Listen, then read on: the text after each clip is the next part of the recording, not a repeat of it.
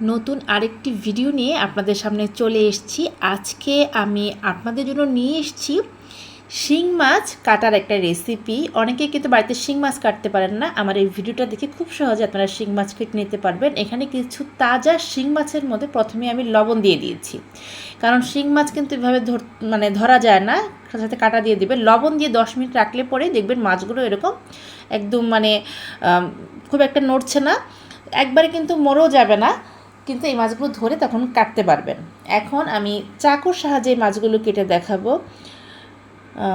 দা দিয়ে কিন্তু খুব সহজেই কাটা যায়, কিন্তু আপনারা চাইলে ছুরির সাহায্যেও এই মাছগুলো এভাবে কেটে নিতে পারেন। যেহেতু শিং মাছ অনেকটা পিচ্ছিল থাকে, তাই ছুরি দিয়ে প্রথমে মাছটাকে এভাবে পরিষ্কার করে নেবেন। তারপর এভাবে মাছের মাথার মধ্যে হাত দিয়ে ধরে তারপর মাছটাকে কেটে নেবেন। খুব সহজেই কিন্তু আপনারা শিং মাছ এইভাবে বাড়িতে কেটে নিতে পারবেন, তাও ছুরি দিয়ে। আর দা দিয়ে যদি কাটতে চান সেটাও কাটতে পারবেন। আর এই ভিডিওটা দেখে যারা শিং মাছ এর আগে কাটেননি বা কাটতে ভয় পান, তারা এভাবে কাটতে পারেন।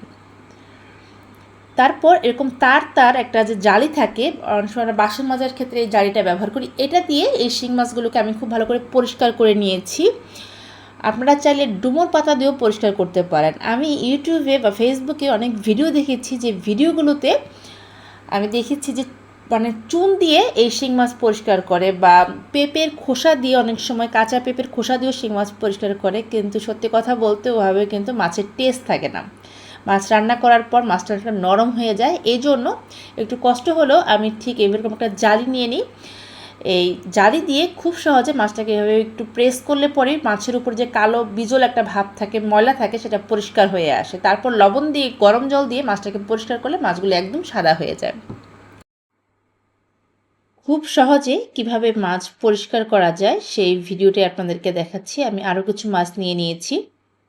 দেখুন মাছটা কিভাবে ধরছে।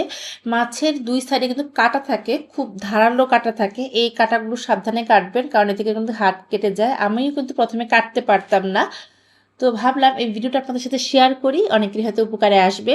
স্পেশালি যারা দা দিয়ে কাজ করতে পারেন না, ছুরি দিয়ে মাছ কাটেন, তারা কিন্তু এইভাবে কেটে নিতে পারেন। অবশ্যই কিন্তু মাছে আগে লবণ মেখে 10 থেকে 20 মিনিট রেখে দেবেন, তাতে করে মাছগুলো খুব একটা বেশি তাজা থাকে না, মাছগুলো খুব সহজে ধরা যায় আর কি। আমার এই ভিডিওগুলো আপনাদের ভালো লেগে থাকলে আমার চ্যানেলটা সাবস্ক্রাইব করে পাশে থাকা যে বেল আইকনটা আছে সেখানে ক্লিক করে দেবেন। এরকম নতুন নতুন ভিডিও সবার আগে আপনার কাছে পৌঁছে যাবে।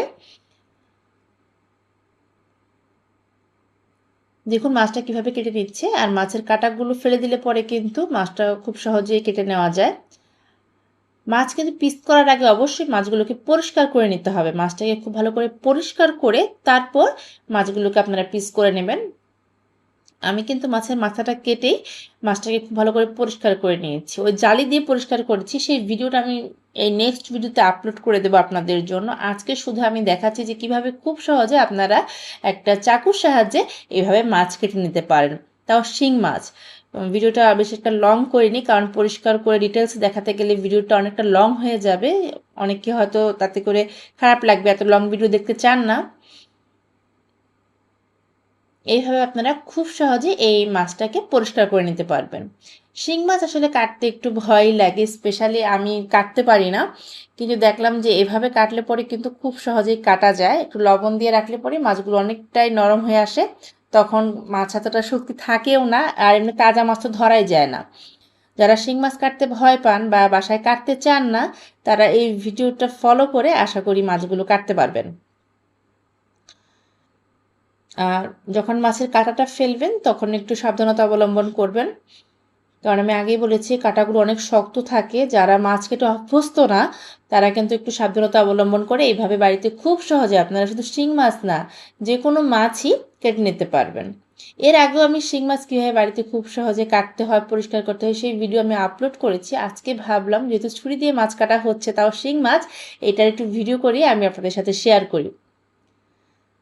দেখুন পটাপট কিন্তু মাছগুলো কাটা হয়ে যাচ্ছে, খুব একটা বেশি সময়ও লাগছে না।